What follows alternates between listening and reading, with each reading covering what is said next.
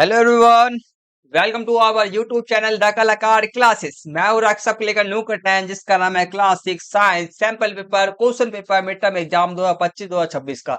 आपको मैं इस क्लास के अंदर में आपसे स्टूडेंट का 17 तारीख को आपसे स्टूडेंट का साइंस का एग्जाम होने वाला है क्लास 6 का। उसके लिए मैं एक बहुत ज्यादा ही मोस्ट इंपोर्टेंट आप बोल सकते हो सैंपल पेपर बोलना चाहो तो सैंपल पेपर बोल सकते हो, क्वेश्चन पेपर बोलना चाहो तो आप स्टूडेंट क्वेश्चन पेपर बोल सकते हो। ठीक है, तो आपको बताना चाहता हूँ ये जो क्वेश्चन पेपर है आपके लिए बहुत ज्यादा ही मोस्ट इंपोर्टेंट है। इसमें से आपके कम से कम 90%, कम से कम 80 से 90 नहीं, कम से कम 80 से लेकर के 80 से 90% आपके क्वेश्चन पेपर के अंदर में जो आपका 17 तारीख को एग्जाम होने वाला है, आपको अधिकतर क्वेश्चन है इसमें से देखने को मिलेंगे। ठीक है, आपको अधिकतर क्वेश्चन इसमें से देखने पर मिलेंगे। और ये वाला जो क्वेश्चन पेपर आएगा बहुत ज्यादा मोस्ट इंपोर्टेंट है। कैसे मोस्ट इंपोर्टेंट है आपको मैं बताना चाहता हूँ। इसके अंदर में जितने सबसे पहली बात, इसके अंदर में जितने भी क्वेश्चन आपके हैं वेरी वेरी मोस्ट इंपोर्टेंट है। प्रीवियस ईयर में आए हुए हैं और बार बार रिपीटेड हो रहे हैं, मतलब कि बार बार वही क्वेश्चंस आते हैं। वह सारे सारे क्वेश्चन इसके अंदर में है। ठीक है, तो आपको मैं इसके लिए मैं इस वाले क्वेश्चन पेपर का सोल्यूशन करा रहा हूँ। ठीक है, तो ये हमारे जो वीडियो का पार्ट है, वीडियो का पार्ट सेकंड है, दूसरा हैगा। ठीक है, वीडियो के फर्स्ट पार्ट के अंदर में हमने जितने भी आपके एमसी क्वेश्चंस होते हैं एक नंबर वाले उसको हमने कंप्लीट करा था। ठीक है, आज के इस वीडियो के अंदर में हम 2 नंबर वाले, 3 नंबर वाले, 4 नंबर वाले और 5 नंबर वाले जितने तक हमारे से क्वेश्चंस हो पाएंगे, कहने मतलब ज्यादा क्लास लंबी ना होकर के अपना जैसे कि हमारे को बहुत बढ़िया तरीके से समझ में आए उतना क्लास हम लेंगे। ठीक है, तो आज की इस क्लास में हम यहाँ से 2 नंबर वाले क्वेश्चन से हम शुरू करेंगे। ठीक है, आपको मैं फिर से बता देना चाहता हूँ ये वाला जो क्वेश्चन पेपर हैगा आपके, जैसे कि आपको मैंने अभी पिछला जो एग्जाम हुआ था क्लास 9 का साइंस का एग्जाम हुआ था। ठीक है, तो मैंने एक क्वेश्चन पेपर मैंने कराया था, सिर्फ और सिर्फ एक क्वेश्चन पेपर ही कराया था। उसमें से मैं आपको बता दूं अधिकतर क्वेश्चन 1 नंबर से लेकर के आपके 2 3 मतलब 2 3 4 5 नंबर वाले उसमें सारे सारे क्वेश्चन है, अधिकतर क्वेश्चन उसमें से आए हैं जो मैंने क्वेश्चन पेपर कराया है। ठीक है, तो मैं इसलिए बोलना चाहता हूँ, चाहे आपके देखो आपने अभी तक कुछ पढ़ा है नहीं भी पढ़ा है, कोई दिक्कत परेशानी वाली बात नहीं है। बस मैं आपको ये बोलना चाहता हूँ जो इतने मैं क्वेश्चन इस क्वेश्चन पेपर में करा रहा हूँ उसको ना बढ़िया तरीके से पहले तो सुनना क्या मैं कह रहा हूँ, क्वेश्चन का मतलब मैं क्वेश्चन क्या समझा रहा हूँ, आंसर क्या है इसका, बढ़िया तरीके से समझना पहली बात। मतलब कि शुरू से अंत तक पूरा वीडियो को देखना।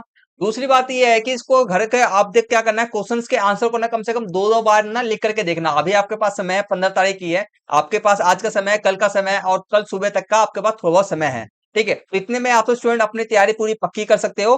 ठीक है, तो आज की क्लास को यहाँ से शुरू करते हैं। क्लास को शुरू करने से पहले आप स्टूडेंट हमारे यूट्यूब चैनल पे नए हैं तो हमारे यूट्यूब चैनल को सब्सक्राइब करो और बेल आइकन बटन को ऑन पे सेट कर दो। तो पहला काम ये करना है। दूसरा काम आपको ये करना है कि इस वाली वीडियो को लाइक करना है। ठीक है, दो काम करना आपसे स्टूडेंट के लिए बहुत ज्यादा ही मोस्ट इंपोर्टेंट होता है, सब्सक्राइब और लाइक। ठीक है, जितना ज्यादा सब्सक्राइब करोगे लाइक करोगे, ठीक है, उतना ही मेरा मोटिवेशन बढ़ेगा और आपके लिए मैं मोस्ट मोस्ट इंपोर्टेंट वीडियो बना कर दूंगा। तो इसलिए सब्सक्राइब और लाइक करना जरूरी है।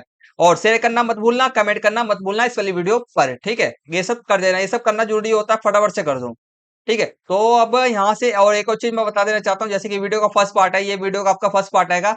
वीडियो इस वाले वीडियो का लिंक आपको मैं इस वाले वीडियो के डिस्क्रिप्शन बॉक्स में दे दूंगा, जरूर देख लेना क्योंकि इसके अंदर मैंने सारे important most important MC question मैंने कराए हैं, मतलब 1 नंबर वाले क्वेश्चन मैंने कराए हैं। तो जरूर देख लेना ताकि आपका 1 मार्क्स भी, अब मतलब कि आपका 60 मार्क्स का आपको क्वेश्चन पेपर आता है 60 मार्क्स का, 60 में से 60 मार्क्स आपके पूरे स्कोर होने में आपका 1 मार्क्स भी ना कटे, इसलिए जरूर देख लेना। ठीक है, बस तो यहाँ से शुरू करते हैं। तो ये रहा क्वेश्चन पेपर, आपको मैं दिखा देता हूँ। ये रहा क्वेश्चन पेपर है आपका। मैंने सारे एमसी क्वेश्चन हमने यहाँ तक कंप्लीट कर लिए थे। तो हमारा वीडियो का सेकंड पार्ट आएगा, ये आपका मिड टर्म का क्वेश्चन पेपर ही है एक तरह से बोल सकते हो, जो आपका 17 तारीख का एग्जाम आएगा।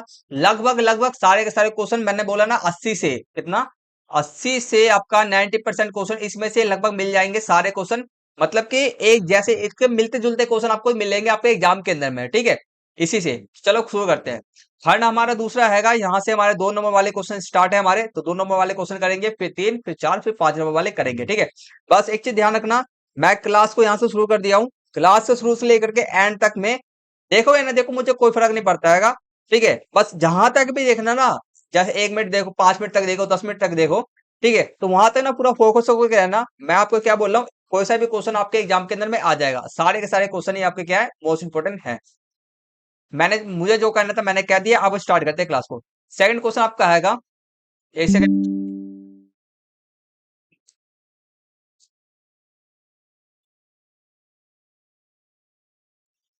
लैपटॉप डिस्चार्ज हो गया था इसलिए इसको चार्ज में लगा दिया। अब शुरू करते हैं क्लास को।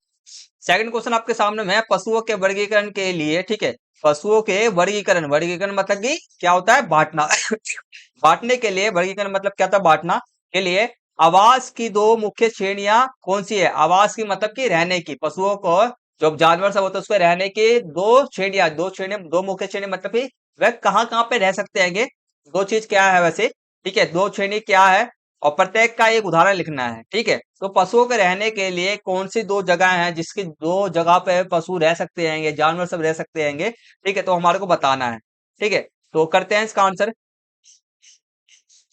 देखो सबके आंसर मैंने लाइन बाय लाइन बढ़िया तरीके से लिख रखा है, सुंदर सुंदर राइटिंग में, और सुंदर सुंदर थोड़ा सा नहीं भी हो सकता है, क्योंकि इतनी अच्छी भी राइटिंग मेरी नहीं है। ठीक है, तो बस मैंने हम फोकस करते हैं क्वेश्चन पे।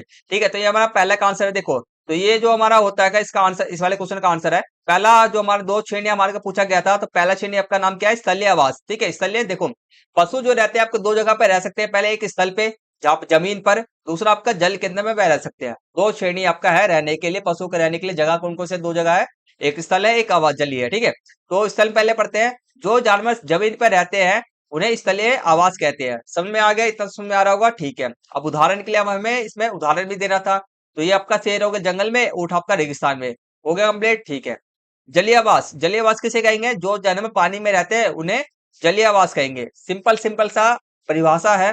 ठीक है, डेफिनेशन इंग्लिश में बोला जाए तो उदाहरण आपका क्या आएगा, मछली, मछली कहाँ रहता है, नदी में, और वेल आपका कहाँ पे रहता है, बहुत बड़ा वेल तो बहुत बड़ा होता है, तो आपको कहाँ पे रहता है, आपका महासागर के अंदर में, ओशन के अंदर में रहते हैं।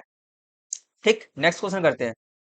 नेक्स्ट क्वेश्चन आपका देखो, ये जो सेकंड क्वेश्चन आपका आएगा, सेकंड में से यहाँ पे बीच में क्या लिखा गया है, आपका अथवा लिखा गया। अथवा का मतलब क्या होता है, आपका ऊपर वाला क्वेश्चन करना है, तो ऊपर वाला जो क्वेश्चन मतलब कि आपको दो दो क्वेश्चन दिए गए, ऊपर और नीचे, पहला ये है दूसरा ये है, दोनों में से जो भी आपको आता है क्वेश्चन, जो भी दोनों में से जिस भी क्वेश्चन का आपको आंसर अच्छी तरह से आता है, उन्हीं को चुन करके उसी का आंसर देना, कोई भी एक करना है, दोनों का नहीं करना, ध्यान रखना है, दोनों को नहीं करना है, कोई भी ऊपर करना है ऊपर वाला करना है तो ऊपर वाला कर लेना, नीचे वाला करना है तो नीचे वाला कर लेना। ठीक है, दोनों का आंसर मत लिखना।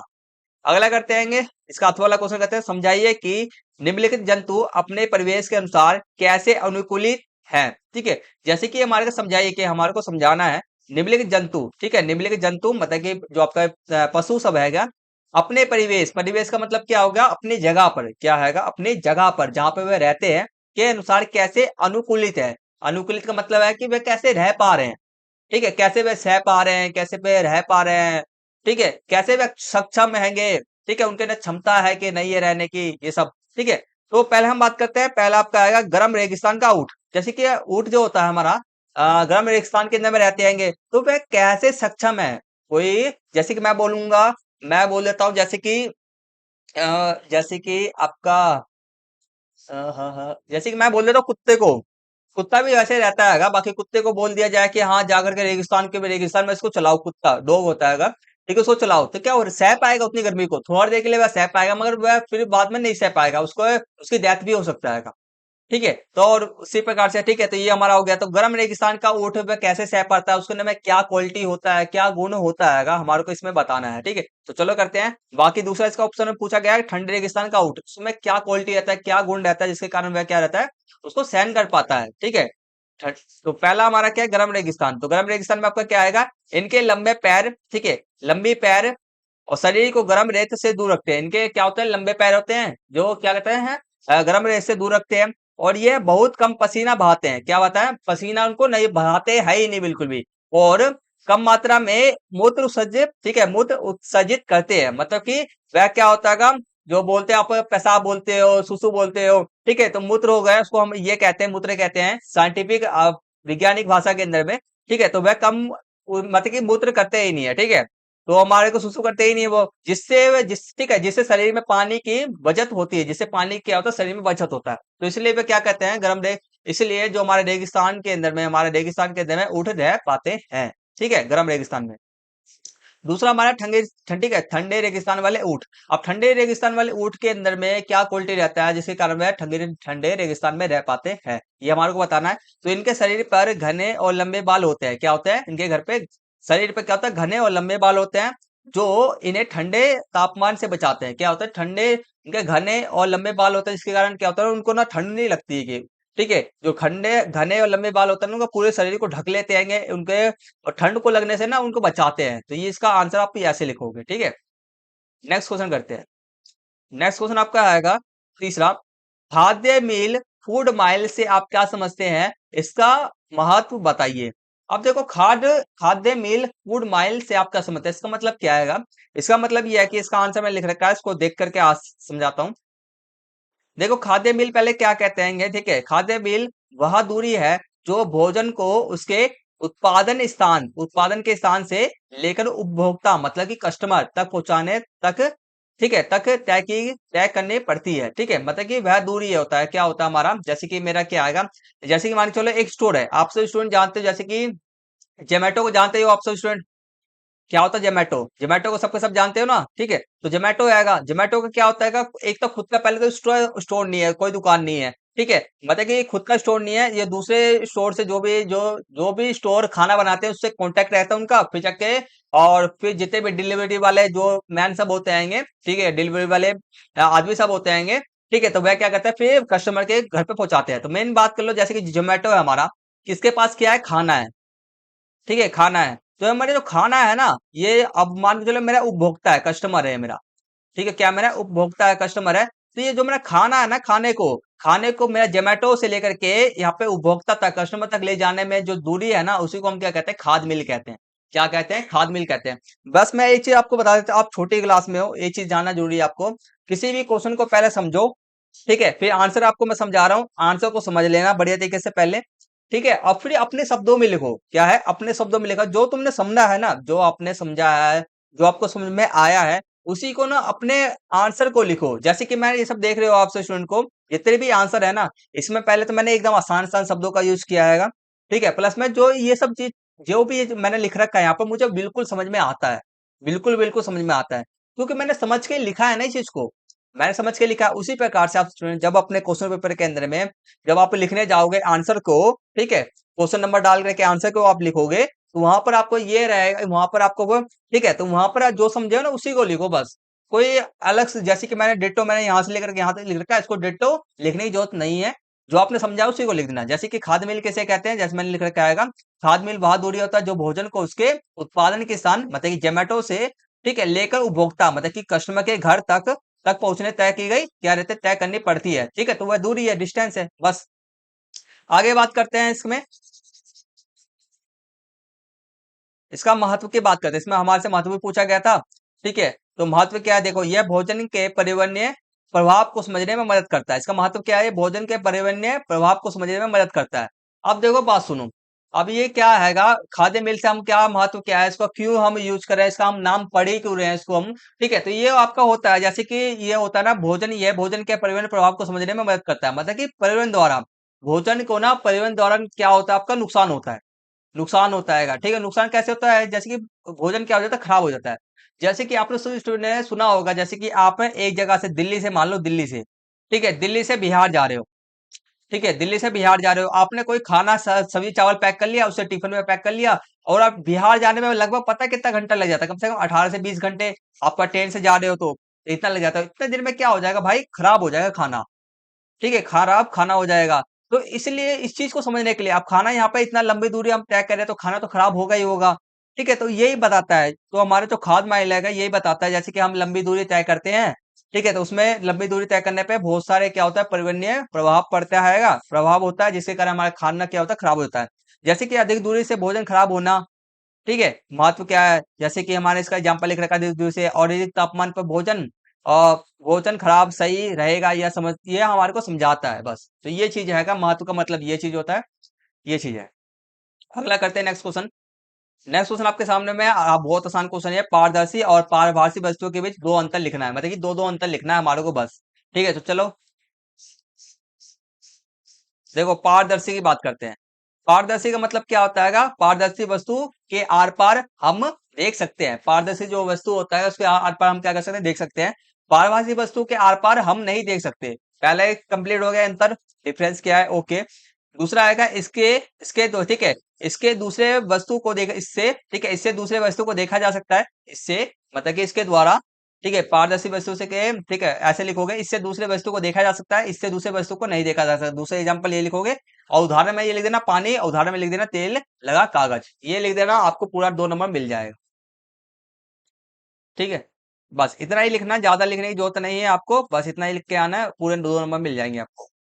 अगला क्वेश्चन आपके सामने में आएगा, नवीकरणीय संसाधन को सीमित क्यों माना जाता है? नवीकरणीय संसाधन को अनवीकरणीय सॉरी अनवीकरणीय संसाधन को सीमित क्यों माना जाता है? सीमित का मतलब क्या होता है पहले समझो, और किसी स्टूडेंट को ये नहीं पता हो अनवीकरणीय संसाधन किसे कहते हैं, तो मैं आपको समझाता हूँ। अनवीकरणीय संसाधन उसे कहते हैं जो क्या हो जाए, एक बार यूज करने पर, जिनका एक बार उपयोग करने पर खत्म हो जाए, क्या हो, एक बार उपयोग करने पर खत्म हो जाए। और सीमित का मतलब क्या होता है, आप बोल सकते हैं क्वांटिटी में या लिमिट में, क्या होता है लिमिट में। जैसे कि आपसे कई बार लिमिट में होता है, जैसे कि आपके घर के अंदर में कुछ चावल होगा, गेहूं होगा, आटा होगा, ठीक है, आटा होगा, तो आटा क्या होता है आपके घर के अंदर में, मान के चलो 10 किलो है, तो एक बार लिमिट में मंगाया जाता है, फिर वो खत्म हो जाता है, तो उसे लिमिट का बस, सीमित का मतलब क्या होता है, लिमिट होता है।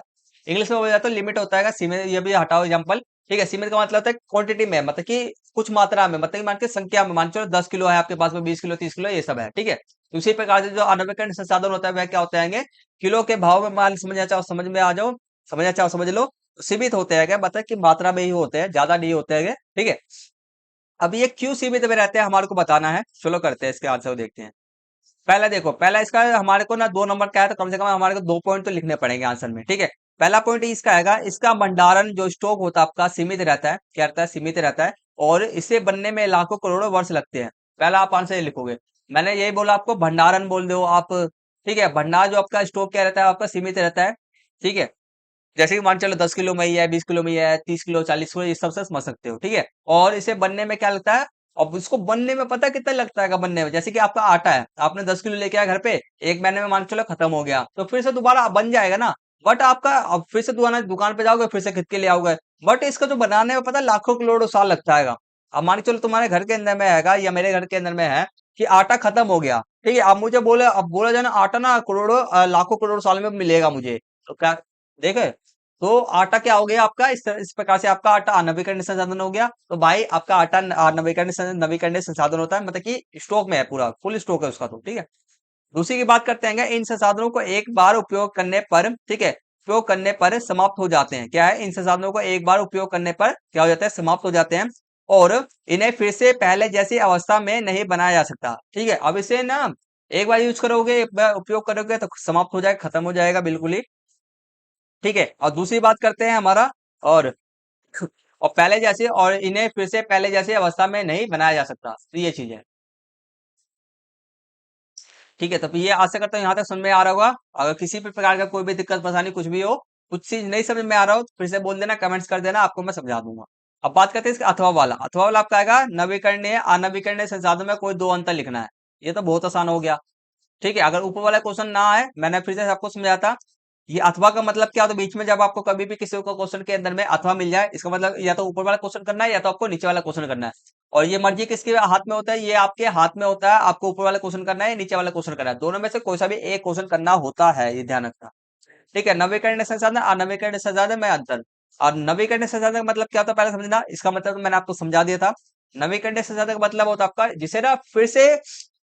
जिसे फिर से ना दोबारा बनाया जा सके, क्या है, जिससे फिर से दोबारा बनाया जा सके। ठीक है, और नवीकरण मतलब जिससे फिर से दोबारा बनाया ना जा सके, एक तरह से। ठीक है, बनाया ना जा सके, तो बात करते हैं इसका पहला अंतर है, इसका भंडार असीमित है, मतलब कि स्टॉक क्या है ना, कभी भी खत्म होगा ही नहीं, क्या है, असीमित है। इसका बात करते हैं इसका भंडार, ठीक है, इसका भंडार सीमित है, अभी हमने ऊपर में पढ़ा था। ठीक है, दूसरी बात करते हैं, इन्हें दोबारा उत्पन्न किया जा सकता है। इसमें उसका दूसरा पॉइंट है, इन्हें दोबारा उत्पन्न करने में करोड़ों वर्ष लगता है, समय लगता है भाई, उत्पन्न किया जा सकता है मगर समय लगेगा, जब तक हम मर ही जाएंगे। ठीक है, बात करते हैं तीसरा इसका। अब दो दो आपको ना, सिर्फ और सिर्फ आपको एग्जाम दो ही लिखने की जरूरत है, बस ज्यादा लिखने की जरूरत नहीं है। बट फिर भी मैंने आपको समझाने के लिए सिर्फ और सिर्फ तीसरा पॉइंट लिख रखा है, इसको लिख करके मत आना।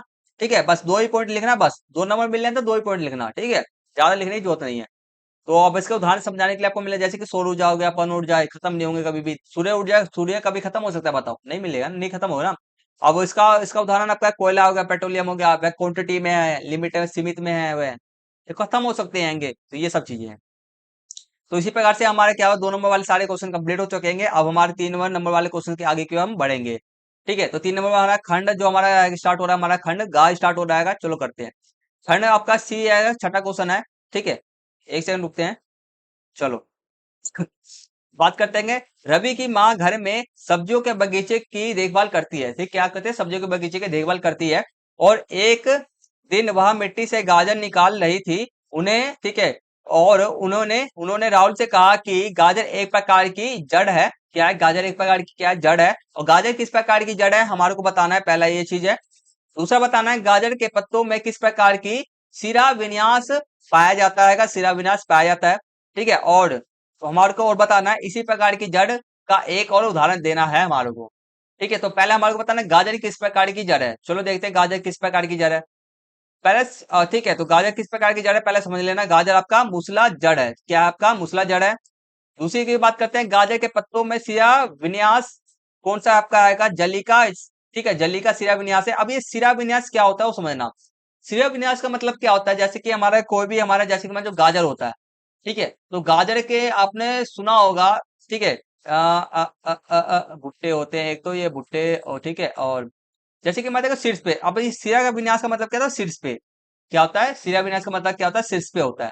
मतलब कि गाजर होता है, गाजर के सबसे ऊपर में आप देखोगे गाजर, या मान के चलो मेरे हाथ में गाजर है, सबसे ऊपर में देखो पत्ते सब निकले होंगे। ठीक है, क्या होता है? हमारे पत्ते सब निकले पड़े होते हैं।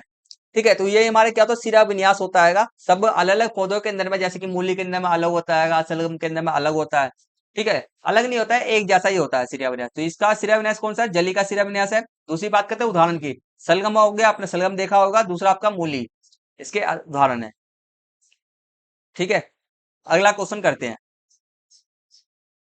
नेक्स्ट क्वेश्चन आपके इसमें आएगा, एक बीजपत्री और द्विबीजपत्री पौधों में कोई तीन अंतर लिखिए। ठीक है, तीन अंतर लिखना है एक बीजपत्री द्विबीजपत्री के अंदर में। ठीक है, अब ये बीजपत्री, एक बीजपत्री द्विबीजपत्री होता क्या समझना। ठीक है, अब ये बीजपत्री का एक बीजपत्री हो या द्विबीजपत्री हो आपका, पहले इसका मतलब समझ लो। ठीक है, दोनों का मतलब एक ही है। एक ही मतलब क्या ही है? क्या मतलब कि थोड़ा सा ना हल्का सा डिफरेंस है, बस थोड़ा सा अंतर रहेगा।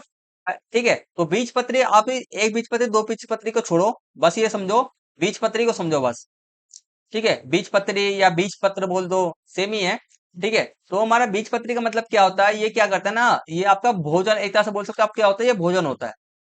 क्या होता है आपका? ये भोजन होता है। और ये भोजन किसको देता है? ये भोजन आपका भ्रूण, जानते हो भ्रूण?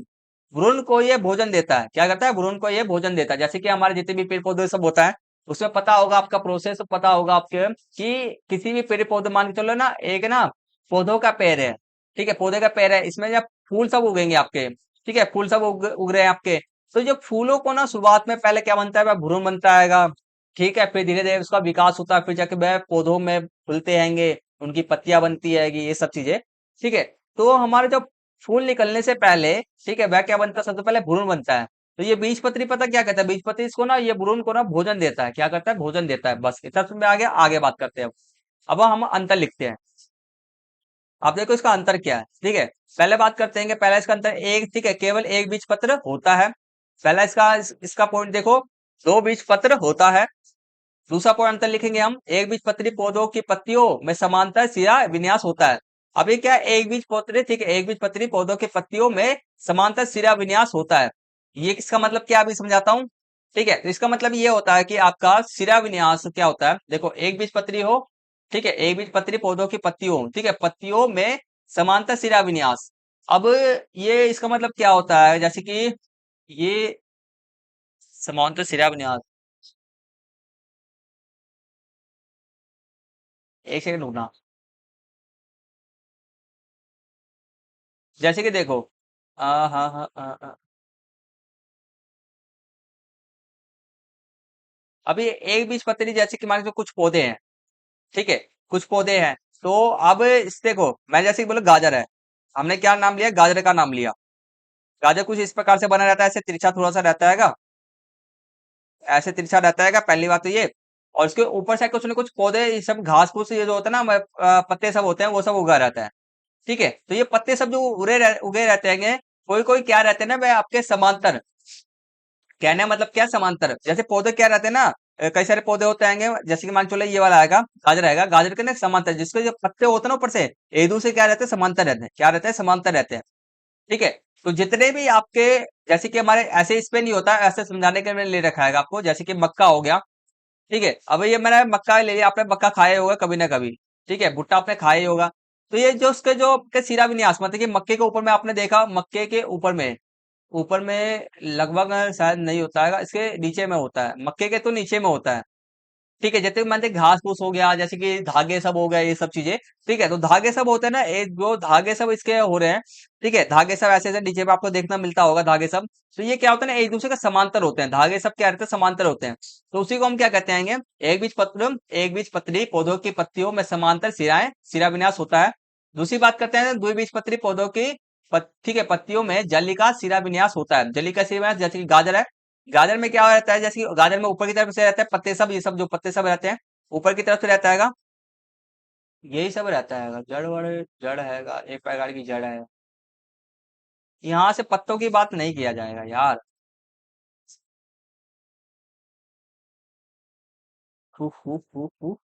एक सेकंड रुक जाना।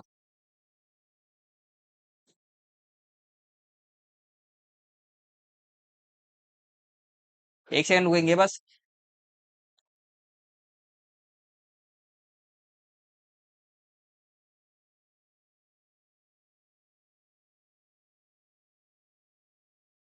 चलो शुरू करते हैं। ठीक है, तो बस अभी इसका मतलब ना थोड़ा सा मैं आपको समझा दूंगा, थोड़ा सा रुकेंगे बस। ये समांतर शिलान्यास का मतलब है कि जैसे कि जो घास फूस होता है ना, ये समांतर शिलान्यास का मतलब क्या होता है, ये समझ लो ना, पौधों की, ठीक है, एक बीज पत्ती पौधों की पत्तियों में समांतर शिलान्यास होता है। मतलब कि जैसे कि मान के चलो जड़ में होता है, ये क्या होता है ना, ऊपर में नहीं होता। क्या बात करते हैं, ये ऊपर में नहीं होता, बस इतना ध्यान रखना। ठीक है, ये क्या रहता है आपका, ऊपर में नहीं रहता है, बस इतना ध्यान रखना। ये आपका जड़, जैसे कि समांतर शिलान्यास ये सब जो आपका है, पत्तियों में समांतर, पत्तियों में है ना, जड़ में कहाँ से हो जाएगा, पत्तियों की बात हो रही है, पत्तियों में। तो ये पत्तियों में ही रहता है, कुल मिला के बात किया जाता है। जैसे कि मैंने गाजर मान लो, भुट्टा मान लो, ये पत्तियों में रहता है। ठीक है, जो मैंने आपको बोला ना, जैसे कि जो पत्तियां आपके होते हैं, एक बीज पत्री पौधों की पत्तियों में समांतर सिरा विन्यास होता है, मतलब कि एक दूसरे के ऐसे ऐसे रहते हैं, बस समांतर विन्यास रहते हैं। द्विबीजपत्री पौधों में क्या है, जलिका पत्तियों में जलिका सिरा विन्यास होता है, मतलब कि सिर पे। सिरा मतलब क्या रहता है, सिर पे, मतलब कि सबसे ऊपर में बात करेंगे हम। ठीक है, तो ये हमारे क्या रहता है, जलिका मतलब कि जलिका का मतलब कि जाल जैसा, क्या रहता है हमारा जाल। इंग्लिश में हो तो नेट, नेट जानते हैं, वो जाल मतलब कि एक दूसरे से मिले जुले रहते हैं, अलग दिखते ही नहीं है बिल्कुल भी जाल। ठीक है, तो ये चीज है, बस बात खत्म करते हैं, आगे बात करते हैं। तीसरा, एक बीज पत्री पौधों में रेशेदार जड़ प्रणाली होता है। क्या होता है, एक बीज पत्री पौधों में रेशेदार जल प्रणाली होता है। जड़ क्या रहता है, रेशेदार जल प्रणाली। ठीक है, प्रणाली मतलब कि देखो, एक बीज पत्री पौधा आपका आएगा। ठीक है, एक बीज पत्री पौधों में रेशेदार जड़ प्रणाली होता है। जड़ मतलब जैसे कि एक बीज पत्री जितने भी पौधे आपके होते हैं, उसमें जो आपका जड़ रहता है ना, जड़ों के अंदर क्या है, रेशेदार रहता है। जड़ क्या रहते हैं, रेशेदार रहते हैं। जड़ क्या रहते हैं, जैसे कि मक्का हो गया, मक्के के नीचे वाला भाग को देखोगे आपके, ये सब क्या है ना, जड़ सब निकले हैं। क्या है ऐसा आपके, जड़ सब आप देखते ही होगे, कुछ ना कुछ आपके धागे वागे सब ये सब रहते हैं, तो रेशेदार रहते हैं। द्विबीजपत्री पौधों में मूसला जड़ प्रणाली होता है। क्या रहता है, मूसला जड़ प्रणाली होता है, मतलब कि आपका रेशेदार नहीं होते, मूसला जड़ होता है, मतलब कि सिंगल सिंगल बोल सकते हो, सिंगल सिंगल मजबूत आप। ठीक है, इसके जड़ सब होते हैं। उदाहरण के लिए आपका हो गया मक्का, गेहूं, केला, और उदाहरण के लिए आपका गाजर हो गया, मूली हो गया। ठीक है, तो इसकी हम बात करते हैं, मेन मेन जो हम बात करते हैं, आपको लिखना कितने हैं, बस ये ध्यान रखना। आपको ना इसमें ना उदाहरण लिखने के लिए नहीं बोला गया था। ठीक है, उदाहरण लिखने के लिए, आपको एग्जाम्पल लिखने के लिए नहीं बोला गया था, तो आप तीन तीन ही पॉइंट लिखना बस। चौथा पॉइंट उदाहरण मत लिखना। ठीक है, ये मैं आपको समझाने के लिए लिख दिया था। अगला क्वेश्चन करते हैं, नेक्स्ट क्वेश्चन। नेक्स्ट क्वेश्चन आपके सामने में, ये भी बहुत आसान क्वेश्चन है। देखो, सेवन क्वेश्चन है, संतुलित आहार क्या है। ठीक है, संतुलित आहार। ठीक है, अब पोषण की आवश्यकता प्रत्येक व्यक्ति में भिन्न क्यों होती है। अब पोषण की आवश्यकता जो होता है प्रत्येक व्यक्ति के अंदर भिन्न क्यों रहती है, हमारे को बताना।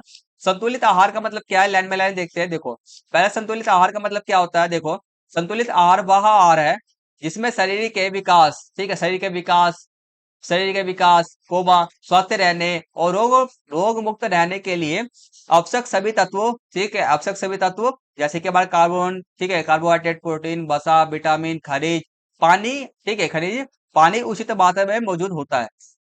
अब संतुलित आहार का छोटा सा मतलब आपको मैं सिंपल से मैं भाषा में समझा देता हूँ। संतुलित आहार वह आहार होता है जिसमें आपका ये हो गया कार्बोहाइड्रेट, प्रोटीन, वसा, विटामिन, खनिज, ठीक है, पानी का क्या रहता है हमारा, उचित मात्रा में, ठीक है, उचित मात्रा में मौजूद होते हैं ये सब। ठीक है, मतलब कि क्या होता है, हम जो खाना खाते हैंगे हमारे को ना इन सभी चीज जो हमारा खाना जो हमारा होना चाहिए पूरा, जो जब हम मान के चलो एक, जैसे कि आप कोई खाना खा रहे हो, ठीक है, हमारे खाने के अंदर में क्या कार्बोहाइड्रेट भी होना चाहिए, प्रोटीन, वसा, विटामिन, खनिज, ये सारे के सारे होना चाहिए, ताकि ना हमारा शरीर क्या रहेगा, इससे हमारा शरीर विकास होगा, हमारे शरीर का विकास होगा, हम स्वस्थ रहेंगे, हमारे को रोगों से ना मिलने, रोगों से लड़ने की हमारे को क्षमता भी मिलेगा। तो संतुलित आहार इसको कहते हैं, बस इतना आसान सा है। अगली बात करते हैं, हमारा क्या आएगा, पोषण की आवश्यकता प्रत्येक व्यक्ति में भिन्न भिन्न क्यों होती है, हमारे को बताना है, मतलब कि पोषण की आवश्यकता। अब हम खाना, जैसे कि मान के चलो एक एक बच्चा है, एक छोटा सा बच्चा आएगा, एक मान के एक बहुत ज्यादा स्पोर्ट मैन है, कोई भी क्या तक किसी भी स्पोर्ट में खेलता है, कोई भी किसी भी प्रकार का वह खेल खेलता है, ठीक है, कोई व्यक्ति क्या हमारा क्या जाता है, जिम जाता है, ठीक है, एक नॉर्मल व्यक्ति है, एक खेल खेलता है या हमारा मान के चलो जिम जाता है, तो सबके ना अलग अलग प्रकार का होगा, ठीक है, और एक मान चलो एक मेहनती है, मजदूर है, कोई मजदूरी करता है, ठीक है, कड़ी मेहनत करता है शरीर से, तो उसको ना सबको ना अलग, जैसे कि हमारे लिख रखा है मैंने, प्रत्येक व्यक्ति में पोषण की आवश्यकता भिन्न भिन्न होती है, क्योंकि यह व्यक्ति की आयु, लिंग, शारीरिक श्रम के प्रकार पर निर्भर करता है, ठीक है, व्यक्ति की आयु, जैसे कि कोई बूढ़ा हो जाएगा तो कम खाएगा, ठीक है, जो जवान आदमी रहते हैं तो ज्यादा खाना खाते हैं, लिंग के आधार पर भी लड़का लड़की दोनों में अंतर होता है, लड़का लड़की कम खाते हैं, लड़के ज्यादा खाते हैं, ये भी होता है। और आपका शारीरिक श्रम की बात करें, कोई कड़ी मेहनत करता है, जो ज्यादा मजदूरी करता है, जैसे कि कोई लेबर होता है, ठीक है, लेबर सब होते हैं, उनको ज्यादा से ज्यादा ऊर्जा की आवश्यकता होता है, ठीक है, और कोई कम काम करता है, जैसे जो ऑफिस में काम करते हैंगे तो उनको कम खाना की आवश्यकता होती है, क्योंकि मैं जो मेंटली काम कर रहे हैं वो, इसलिए। अब इसका उदाहरण आपको सिर्फ और सिर्फ इतना तक लिखना, बस मैंने एग्जांपल आपको समझाने के लिए लिख रखा है, तो इस पे मत, इसको मत लिखना, ठीक है, ये आपको समझाने के लिए लिख रखा है, बस सिर्फ मैंने, एक मेहनती मजदूर को अधिक ऊर्जा की आवश्यकता होती है, क्या कहते हैं, अधिक ऊर्जा की शक्ति होती है, जबकि बढ़ते बच्चे को अधिक प्रोटीन की आवश्यकता होती है, तो ये सब कारण है, ये आपका यहाँ से लेकर यहाँ तक कारण है, जिसके कारण भोजन की भिन्न भिन्न आवश्यकता होती है। नेक्स्ट क्वेश्चन करते हैं। नेक्स्ट क्वेश्चन आपके सामने में ही है, जैसे कि देखो, तीन ऐसे कार्य लिखे जो वायु की उपस्थिति के कारण संभव है। जैसे कि हमारा वायु, ऐसे कार्य हमारे को लिखना है जो हमारे सिर्फ और सिर्फ ना वायु के अंदर में ही हो सकता है, अगर मेरा वायु ना हो, मतलब वायु के अंदर में क्या होता है, ऑक्सीजन होता है, तो ऑक्सीजन के बिना हो ही नहीं सकता, ठीक है, तो तीन कारण हमारे को लिखना है, तीन, ठीक है। पहला हमारे क्या है, श्वसन, ठीक है, श्वसन का मतलब क्या होता है, सांस लेना, ठीक है, तो सभी जीवित, ठीक है, सभी जीवित प्राणियों को जीवित रहने के लिए, ठीक है, जो जैसे कि ऊपर में जो मेरा एक क्वेश्चन रह गया था, थोड़ा सा आपको शायद मे भी समझ में ना आ रहा होगा सही से, ठीक है, तो इसको हम लास्ट में फिर से एक बार सही से समझ लेंगे, उस पे उससे डिस्टर्ब होकर मत चलना, ठीक है, बस बाकी सब क्वेश्चन पे आप फोकस करो, ठीक। तो जो वायु की उपस्थिति के कारण संभव है, देखो क्या है, श्वसन है, सभी जीवित प्राणी, ठीक है, सभी प्राणियों, ठीक है, प्राणियों को जीवित रहने के लिए वायु में मौजूदा ऑक्सीजन की आवश्यकता होती है, तो ये हमारे क्या है, वायु की उपस्थिति के बिना क्या है, कारण संभव है ये, ठीक है, श्वसन संभव है, अगर वायु ना हो तो सभी के सभी जीव मर जाएंगे, ठीक है। दूसरी बात करते हैं, पक्षी हो गया, हवाई जहाज का उड़ना, पक्षी और हवाई जहाज वायु की मदद से क्या होते हैं, वह उड़ते हैं, ठीक है, इसलिए संभव है। आगे बात करते हैं दहन, जैसे कि किसी भी चीज को, दहन का मतलब क्या है, किसी भी चीज को जलाना, क्या होता है, किसी भी चीज को जलाना, ठीक है, जैसे कि हमारा क्या, किसी भी वस्तु को जलाने के लिए वायु में मौजूद ऑक्सीजन की आवश्यकता होती है, अगर हमारे वायु के अंदर में ऑक्सीजन का ऑक्सीजन नहीं है तो अब वो वस्तु जल ही नहीं पाएगा, ठीक है, जैसे कि आपने एक एग्जांपल आपको मैं बताता हूँ, एक गिलास लेना कोई सा भी, ठीक है, गिलास लेना, अपना क्या करना, एक माचिस का तिल्ली लेना, ठीक है, माचिस का तिल्ली लेना, अब ठीक है, जला के माचिस की तिल्ली जला करके जमीन पे रख देना, उसको जलते हुए रहने देना, ठीक है, या कोई मोमबत्ती लेना, ना मोमबत्ती को जला करके, छोटे से मोमबत्ती को लेकर जला करके उसको ना गिलास से ढक देना उल्टा, ठीक है, उसमें ना बाहर उससे ना, और से जैसे, और वो ना मोमबत्ती ना बाहर से बिल्कुल दिखना नहीं चाहिए, देखो आप देखोगे ना थोड़ी देर बाद में वह मुझ जाएगा, ठीक है, वह मुझ जाएगा, क्यों मुझ जाएगा, क्योंकि उससे ऑक्सीजन नहीं मिल रहा होगा, ठीक है, इसलिए। अगला बात करते हैं, अगला क्वेश्चन हमारा नेक्स्ट क्वेश्चन आएगा अथवा वाले का, ऊपर नीचे वैसे जो भी जो क्वेश्चन आपको, जिसके क्वेश्चन आपके आंसर आपको स्टूडेंट बहुत बढ़िया तरीके से दे सकते हो, तो उन्हीं क्वेश्चन का आंसर देना, ठीक है। देखो, मानव गतिविधियों द्वारा वायु प्रदूषण के दो तरीके समझाइए, मतलब कि हम जो मानव गतिविधि, हम सब कार्य कर, जो भी काम सब कर रहे हैं, उनके द्वारा वायु प्रदूषण कैसे होता है, उसके दो तरीके समझाना है हमारे को, अब वायु प्रदूषण को कम करने के लिए एक उपाय भी बताना है, ठीक है, बस करते हैं। ठीक है, तो पहला हमारा क्या है, हमारे को दो तरीके बताने, जैसे कि प्लास्टिक, हमारे वायु प्रदूषण हो रहा है पहला, लकड़ी, प्लास्टिक और कूड़े को जलाने से हमारा क्या हो रहा है, हमारा प्रदूषण है, दूसरा ईंधन, पेट्रोल, डीजल के प्रयोग से हो रहा है, ठीक है, पेड़ों को काटने से हमारा प्रदूषण हो रहा है, तो कोई भी दो लिखना, बस क्या लिखना है, जो भी तीन मैंने लिख रखे हैं कोई भी दो लिखना, ठीक है, तीन मत लिख के आना।